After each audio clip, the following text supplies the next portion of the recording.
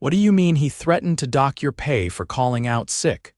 The words hit like a hammer as Declan Turner stood frozen in the back of the warehouse, clipboard in hand, pretending to count boxes of light fixtures.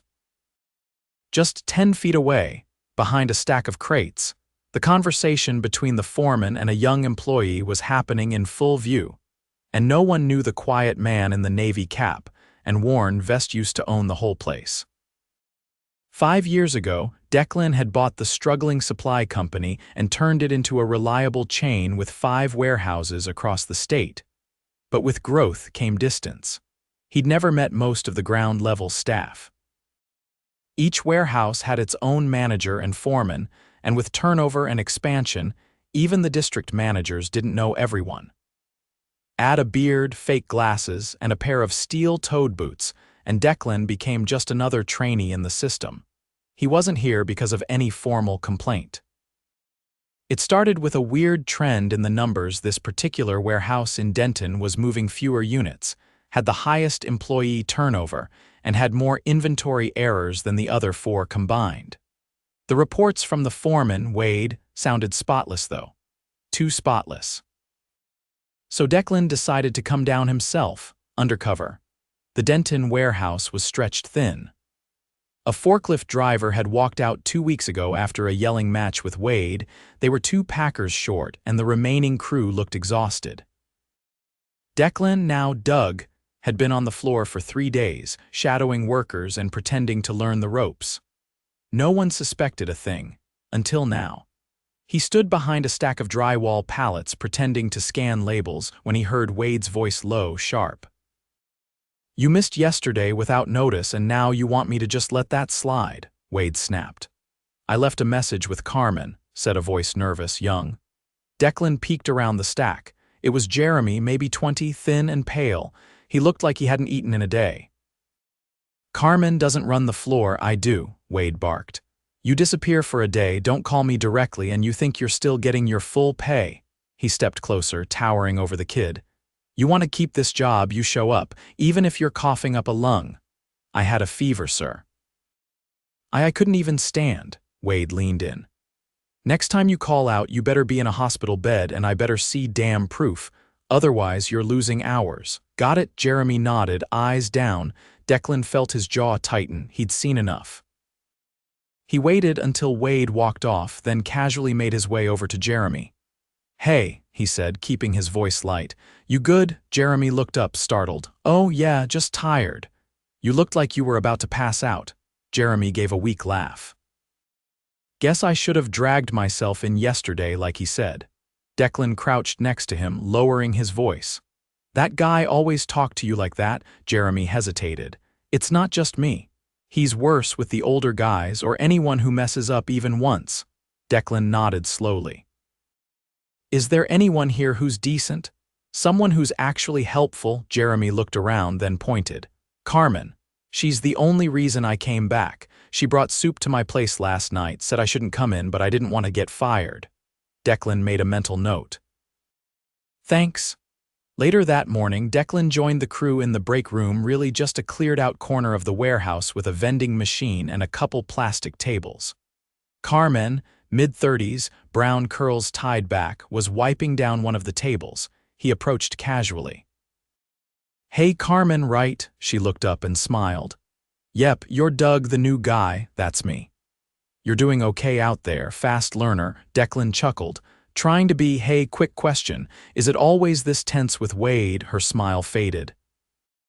She paused, then said carefully, "Wade gets results. That's what the district manager says." "That's not what I asked." She studied him for a moment. "He pushes people too hard. No support, no patience, just pressure. He's burned through good workers, but I can't say much." "I need this job," Declan nodded. "I get it." He didn't sleep much that night. He kept thinking about Jeremy and Carmen, about Wade's tone, his threats, and about how many people had probably walked away from this place without ever getting heard. The next day, Declan went deeper. He logged errors into the system that didn't exist just to see how Wade would handle them. When Carmen tried to correct them, Wade shut her down in front of everyone. "You don't touch my numbers," he growled. "You screw up, you own it." It was becoming clearer by the hour. Wade wasn't just tough, he was toxic. Declan wrote everything down. On the fourth day, he arrived early. Wade was already there, barking orders at a delivery driver. Declan stood near the loading dock, watching. His hands shook slightly. He hadn't felt this nervous in years. He was about to blow the whole thing open. The warehouse lights buzzed faintly overhead as Declan stepped into the break corner, his breath still visible from the early morning chill that clung to the concrete walls. It was barely 6, and the loading dock crew was already scrambling to sort a misrouted shipment that had arrived from the wrong distributor. Declan had orchestrated it the night before, not to disrupt operations, but to test reactions. He leaned against a stack of crates, clipboard in hand, watching as Wade paced near the dock doors, his voice raised enough to cut through the noise of the manual pallet jacks. "Why the hell is this even here?" Wade barked. "I don't care what the manifest says." "You don't just accept something that doesn't belong here," the driver, a contractor barely old enough to shave, stammered through an explanation. "Dispatch said they'd emailed someone, Carmen maybe? I'm not sure. Carmen doesn't authorize anything," Wade snapped, stepping forward. "Next time you bring something without my sign-off, you'll be backing out of here with an empty truck and no signature." "Get it?" The kid nodded, wide-eyed. Carmen arrived moments later, rubbing her hands together against the cold. "Morning. I was told we were short on PVC units. Wait, is this the Fremont batch?" Wade rounded on her. "You told a driver to drop this here without me." I forwarded the request. "Fremont was overstocked and I cleared it with logistics yesterday. You don't forward anything without asking me first." "I did," she replied evenly. "You never replied." Wade jabbed a finger in her direction. "You're not paid to make decisions. You want to keep your hours, you remember that." Declan stepped away from the crates and walked toward the stack, pretending to scan barcodes. Carmen turned and walked briskly toward the inventory aisle, jaw tight. She didn't say another word. By mid-morning, Declan had rotated through the picking zone, helping load outgoing orders.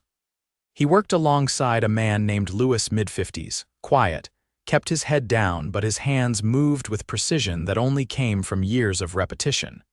Declan picked up a long steel conduit and glanced over. "How long you been here?" "Since the old owners," Lewis said without looking up. 12 years. You like it?" Lewis paused. "I liked it more before." "Before what?" He looked toward the office door. "Before people who worked with you got replaced by people who just talked down to you." "You ever talk to HR?" Lewis gave a short laugh. "HR's in Houston. You think they care what someone like me says?" Declan didn't answer. Instead, he asked, "You trained me yesterday on the new scanner model. That your usual job?" "No, I was told to do it because Wade didn't want to wait for the new trainer." "You don't get paid extra for that?" Lewis shook his head once. "I don't ask."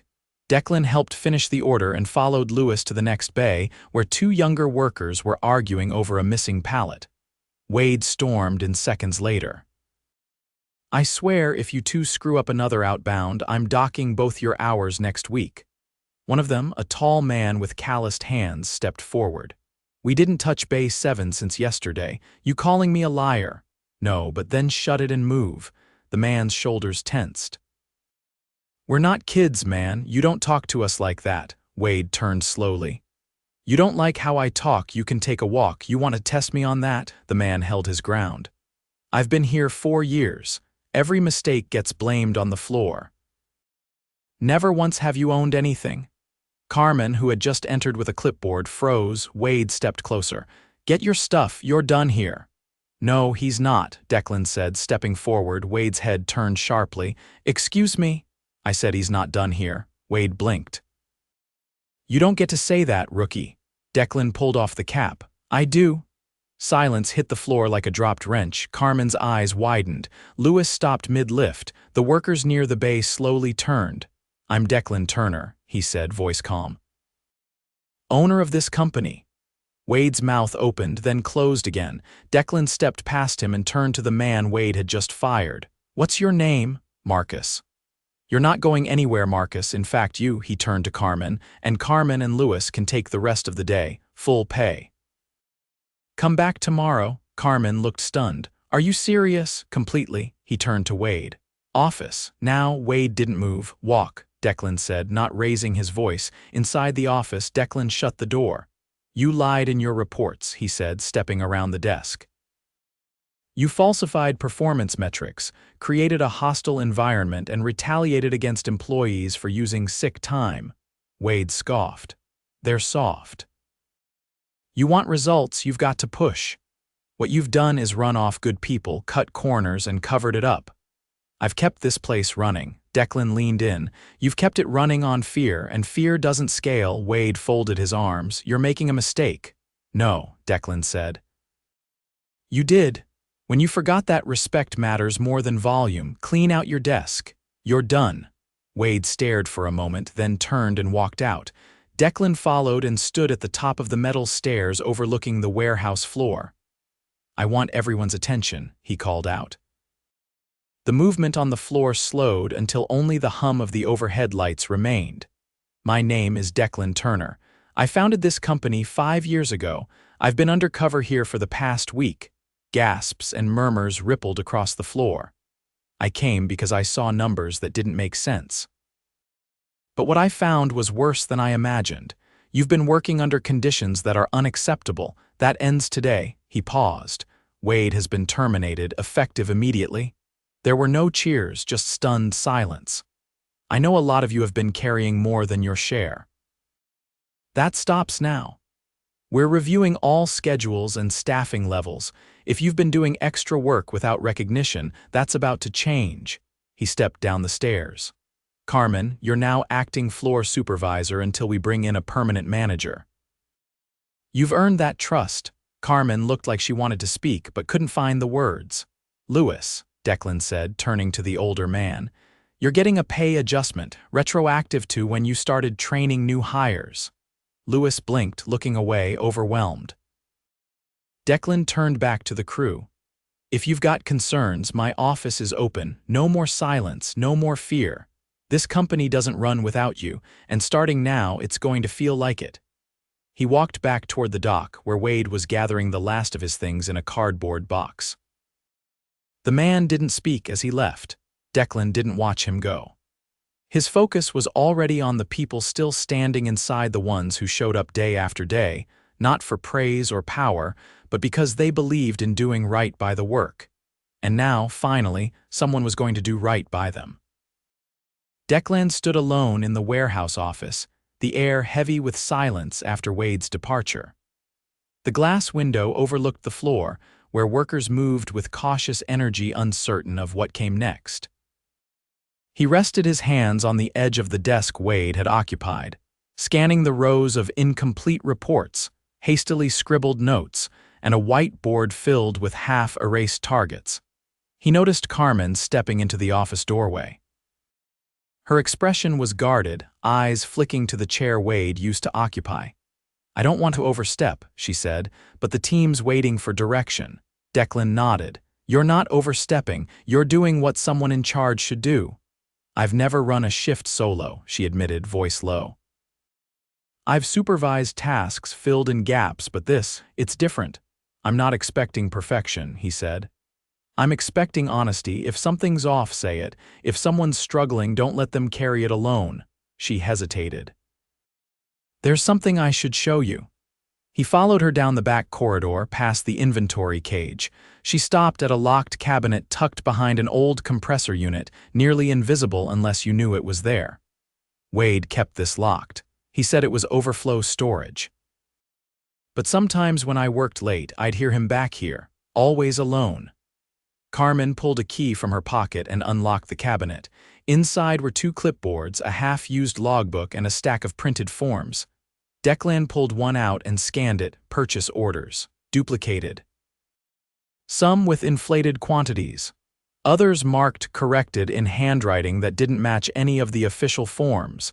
These aren't in the system, he said quietly. I think he was padding shipments, she replied. Ordering more than we needed, then marking returns that never got sent back. Declan didn't speak for a moment, then he looked at her. I'll need every document. Keep this between us for now. If he was stealing, it's not just a firing. It's criminal. Carmen nodded once and walked off to rejoin the floor. Declan spent the next hour cross-checking the forms with the digital inventory logs. The discrepancies weren't massive, but they were consistent and deliberate. A few extra boxes here, a few phantom orders there. Spread out over months, it added up.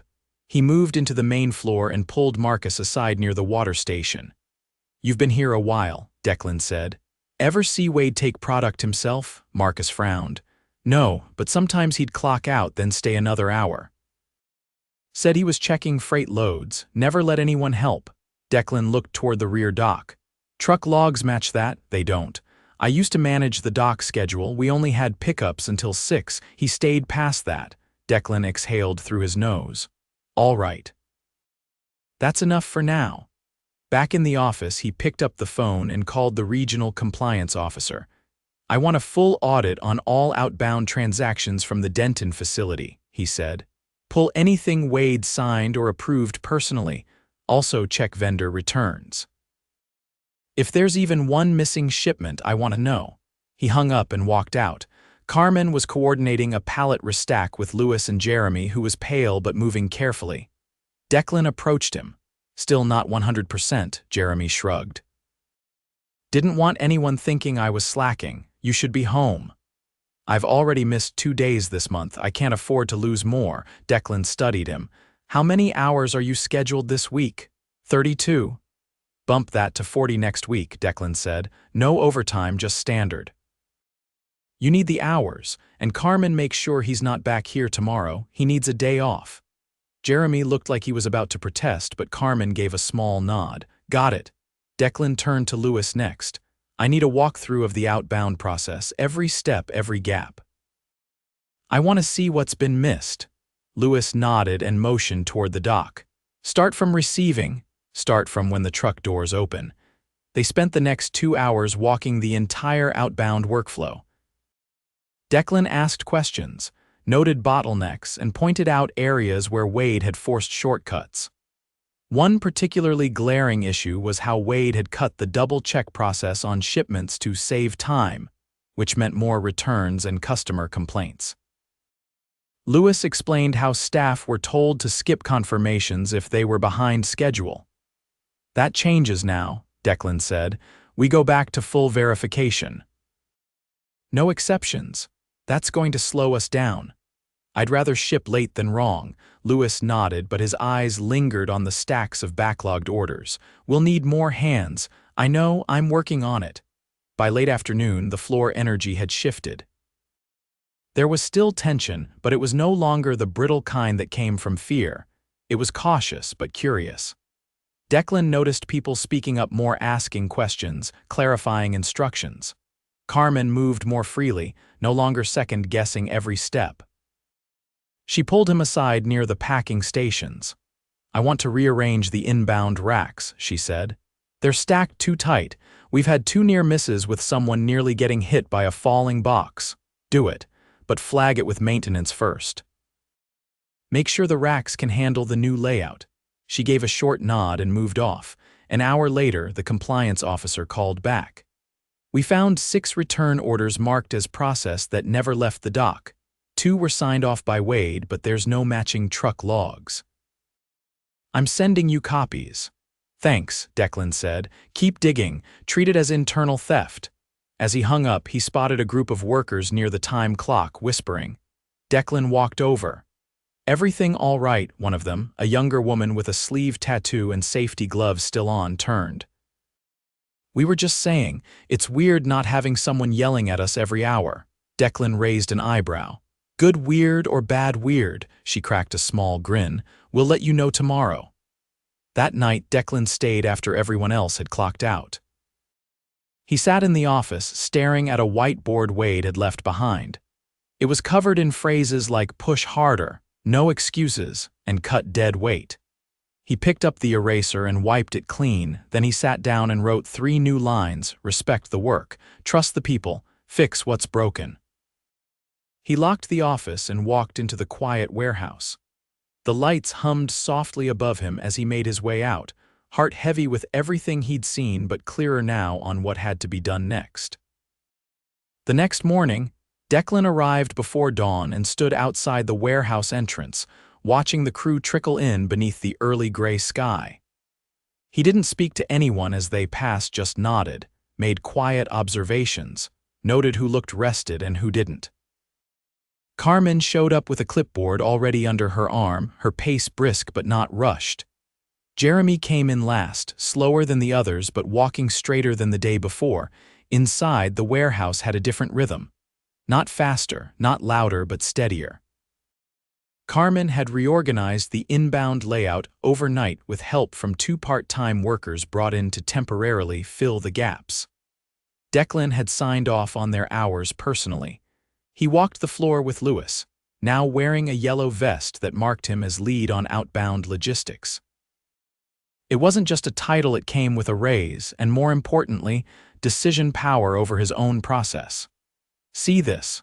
Lewis pointed to a secondary staging bay that had been cleared out and marked with tape lines. We're using it to separate high-priority loads. That way we're not scrambling last minute when dispatch calls and changes.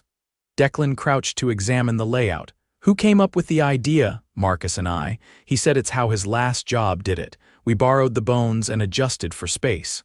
Smart. Are you getting the support you need? Lewis nodded. Mostly, still short on muscle, we're pulling double rows with fewer hands. I've got 3 applicants scheduled for interviews this afternoon. Warehouse experience, only no more hiring based on who can nod along in a meeting. Lewis reached for a pallet jack. That'll help. Declan stood and looked toward the far corner. Carmen was in a quiet but firm conversation with a young woman near the packing line. He approached just as the conversation ended and Carmen turned to him. She's been missing items during final checks, Carmen said, keeping her voice low. Not on purpose, just rushing. Did you pull her from the line? Not yet. She says she's afraid if her output drops, she'll lose hours. Declan turned to the young woman. What's your name, Riley? You're not losing hours, but you will slow down, focus on accuracy. One mistake in a box can cost us a client. I understand. Carmen will review your orders with you every other hour until you settle in. If you need more training, you'll get it. Riley nodded, relief visible in her shoulders. Declan moved toward the break area. He found Marcus standing near the vending machine, sipping from a half-crushed bottle of water. Come with me, Declan said. They went into the office, the same one Wade had occupied, and sat across the desk from each other. I want you to think about stepping into a formal supervisor role, Declan said. Not today, maybe not next week, but soon. Marcus raised an eyebrow. Me, you've got instincts I trust. You speak up when something's wrong. This place needs that. I've never managed people. You've already started, you just haven't had the title. Marcus looked down at his hands. I don't want to be like him, you won't be. You'll have Carmen and Lewis in your corner and you'll have me watching your back. Marcus nodded slowly.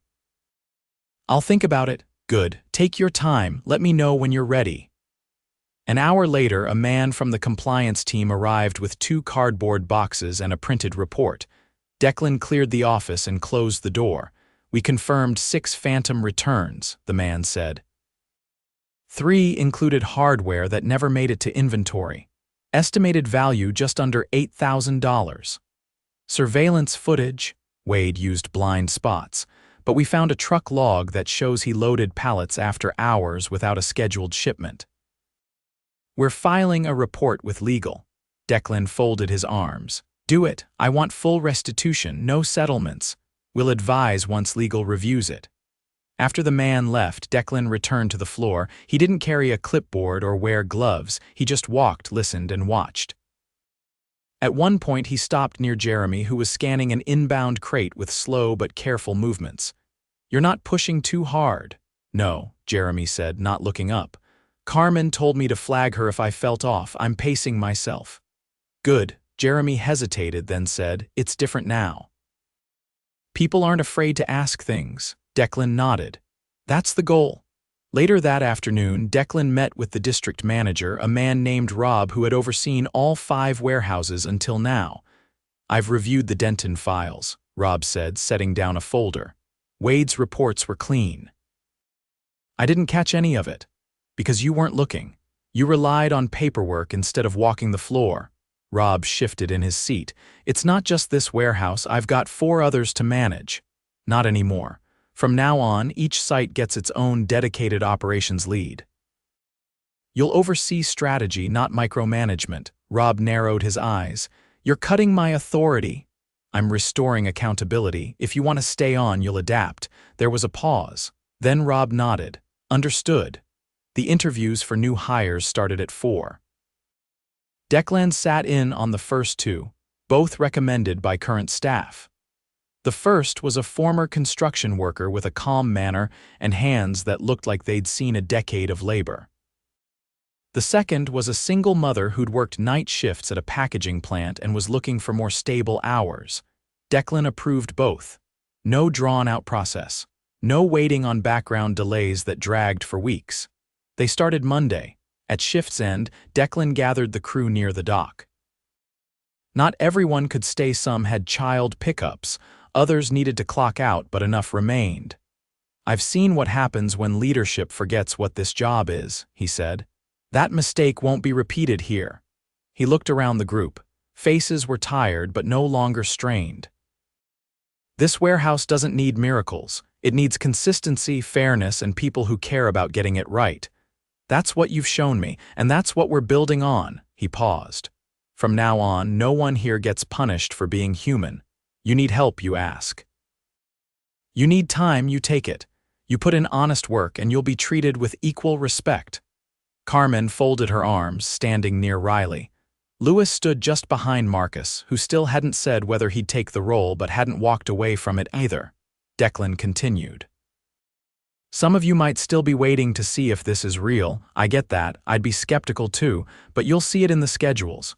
In the checks that show up right, in the people who don't yell just to feel tall." He stepped back. "Go home. Rest. Monday, we start clean." As the crew dispersed, Declan walked the warehouse one last time. The floor was quiet, the lines reset, the lights dimmed to energy-saving mode. He opened the office door, grabbed Wade's old chair, and rolled it out to the loading dock. Then he took a wrench from the tool wall and unbolted the nameplate from the office door. He tossed both the chair and the plate into the scrap bin. When he left, he didn't turn back. The warehouse didn't need a boss watching overhead. It needed someone who'd already walked the floor and knew what it felt like to lift the weight.